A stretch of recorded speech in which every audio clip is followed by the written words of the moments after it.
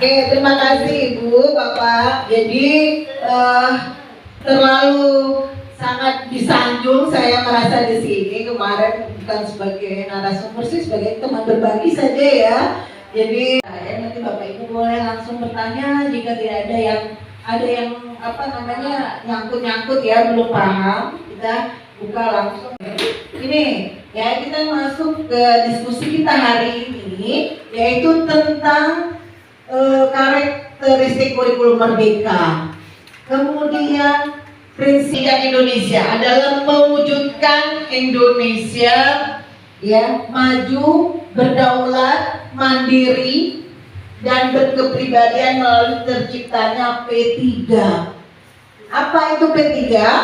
Ini P3, pelajar Pancasila, profil pelajar Pancasila. Ini ya Bapak Ibu. Jadi kalau P5 ya sebetulnya adalah proyek penguatan P3 ya itu. Jadi jangan terlalu dipusingkan karena ini dasarnya kita ini adalah untuk mewujudkan Indonesia maju yang berdaulat berdasarkan P3. Oke, lanjut ya, paham. Kemudian pada kurikulum merdeka ya, ini ada 3 karakteristik utama, yaitu materi yang esensi, yang penting, yang bermakna ya. Ini fokus pada materi. Kemudian yang ketiga adanya proyek penguatan profil pelajar Pancasila. Apa? Misalnya saya sebutkan apa? Mereka selalu minta untuk cari kata apa dalam bahasa Inggris di dalam bentuk kertas tadi, Pak. Itu salah satu cara saya untuk mereka memperbanyak kosakata. Nah, pertanyaan saya yang tadi, waktu khusus itu kira-kira itu menjadi sebuah masalah atau tidak?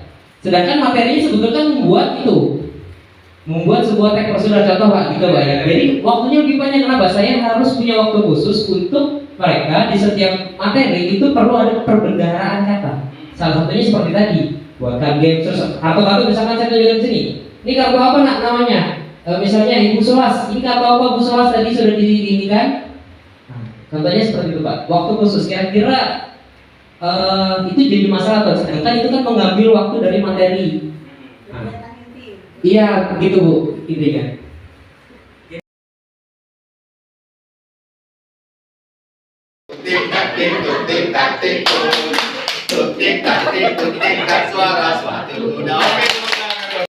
Ya, dilakukan pada awal pembelajaran dan pada saat pembelajaran, pada prosesnya. Itu namanya penilaian formatif atau sumatif?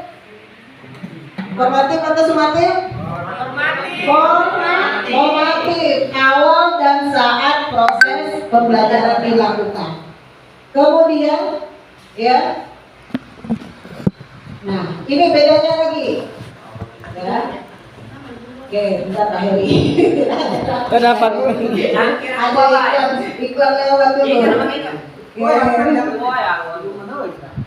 Ya. Jadi ya pada awal pembelajaran apa saja ya yang dilakukannya apa? Yaitu pada saat awal pembelajaran waktu Bapak Ibu kelas 7 anak-anaknya masuk kelas, sebelumnya kita harus tahu dulu anak didik kita. Ya, yang kelas 7 tadi. Jadi sudah tahu data anak itu. Dari mana diperoleh? Dari informasi sekolah, mesti data orang tua. Ya, kemudian juga mungkin Bapak Ibu ada kemarin ada seleksi mungkin tes baca. Nah, itu namanya tes awal formatif. Kalau formatif itu tidak memberatkan sekolah dan pendidik. Apapun data yang bisa kita ambil dan sebagai acuan untuk mengetahui anak tadi, itu namanya tes awal formatif.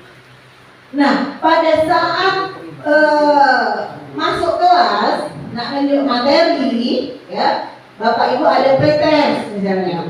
Nah, tahu anak ini sudah bisa baca belum? Ya, misalnya sudah lancar belum bacanya. Nah, itu namanya bisa masuk juga formatif awal.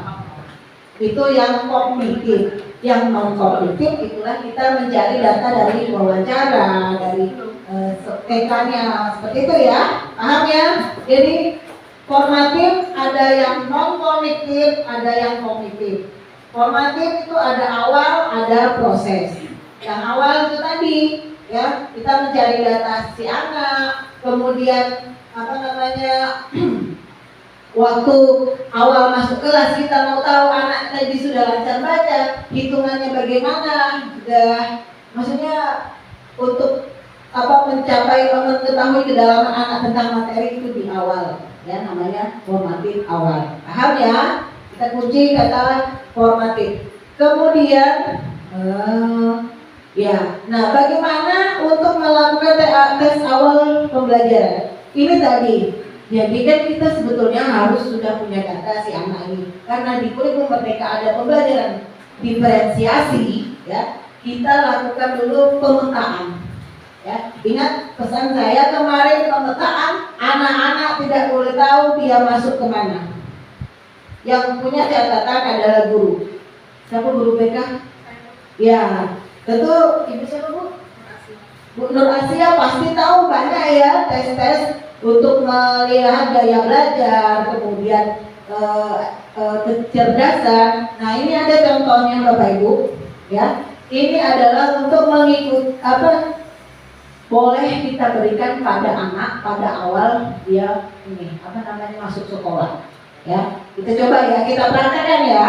Nah, ini banyak di Google ya. Kita klik. Nah, oke. Jadi ini bisa diberikan salah satu, kita melihat anak ini visual, auditori ataupun kinestetik ya. Ini diberikan pada anak pada awal kita masuk ini. Jadi kita sharing nanti sama guru-guru, teman-teman guru. Oh ini anak si A yang punya gaya belajar visual, cukup sekali sih kita cobakan pada anak ya. Ayo siapa sih ini yang mau mencoba ini? Jadi ya apa namanya Pak? Jadi contoh. Oke, kita mulai. Siapa nih? Bu, ini bisa juga dibagikan ke satu Bapak Ibu itu linknya nanti. Oh iya, nanti semuanya. Klik aja. Silakan. Oh iya, terima kasih Pak. Satu saja, nanti dikirim di grup ya. Oh iya, satu dulu. Nanti di screenshot aja gaya belajarnya. Oke, sudah. Mana HP saya? Ya, jadi dari Bapak Ibu jawab ya pertanyaannya nanti. Tadi saya kirim di grup. Nah, siapa namanya enggak?